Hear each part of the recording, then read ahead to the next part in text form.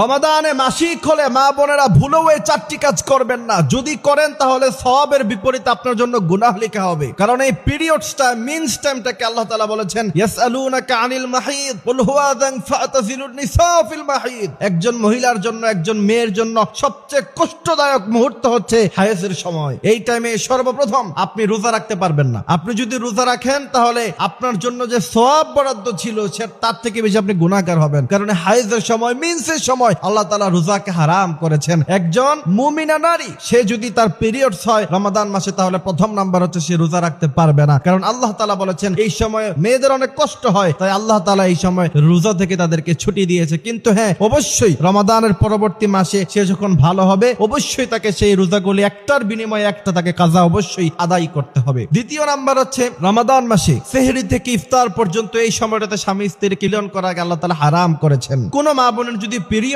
হয়, মিন্স হয়, তাহলে মিন্স যে টাইমটা থাকে 3 দিন থেকে 10 দিন পর্যন্ত, যে পিরিয়ডস টাইম মেয়েদের সাধারণত হয়, ওই সময় রাতের বেলাও একসাথে স্বামী স্ত্রী থাকতে পারবে না। যদি থাকে তাহলে কবিরা গুনাহ হবে। আল্লাহ বলেছেন ফাতাযিলুন নিসা ফিল মাহিদ, মহিলাদের থেকে দূরে থাকো। এই দূরে থাকার মানে হচ্ছে তার সাথে একত্রে মিলিত না হওয়া। অনেকে মনে করে হাইজের সময় স্ত্রীর সাথে কথাও বলা যাবে না, খাবারও খাওয়া যাবে না। এটা একটা ভুল ধারণা, এমনটা নয়। বিশ্বনবী সাল্লাল্লাহু আলাইহি সাল্লাম আম্মা জান আয়েশা রাদিয়াল্লাহু তাআলা আনহার পিরিয়ডের সময় আম্মা জান আয়েশা রাদিয়াল্লাহু তাআলা আনহা গ্লাসের যেই জায়গা দিয়ে পানি খেয়েছেন, বিশ্বনবীও সেই জায়গা দিয়ে খেয়েছেন। আম্মা জান আয়েশা বলছেন ইয়া রাসূলুল্লাহ, আমি তো এখন হায়েজ অবস্থায় আছি। বিশ্বনবী বলছেন তাহলে কি হয়েছে? কোনো সমস্যা নাই। তো সেখান থেকে বোঝা যায় শুধুমাত্র স্বামী স্ত্রী একত্রে মিলন হওয়া যেটাকে আমরা বুঝি সেটা করা যাবে না। বাকি এমনিতে স্ত্রীর সাথে থাকা যাবে, খাবার খাওয়া যাবে, একই সাথে সব কাজ আপনারা করতে পারবেন। তৃতীয় নাম্বার হচ্ছে কোন মা বোনেরা এই রমাদান মাসে পিরিয়ডস হয়, তাহলে অবশ্যই আপনি কোরআন তেলাওয়াত করতে পারবেন না। বিশ্বনবী বলছেন রমাদান মাসে কেউ যদি একটি কোরআনের আয়াত পড়ে তাহলে 70টি কোরআনের আয়াত পড়লে যেই সওয়াব সেই সওয়াব হয়ে যায়। কিন্তু পিরিয়ডস টাইমে কোনো মেয়ে কোরআন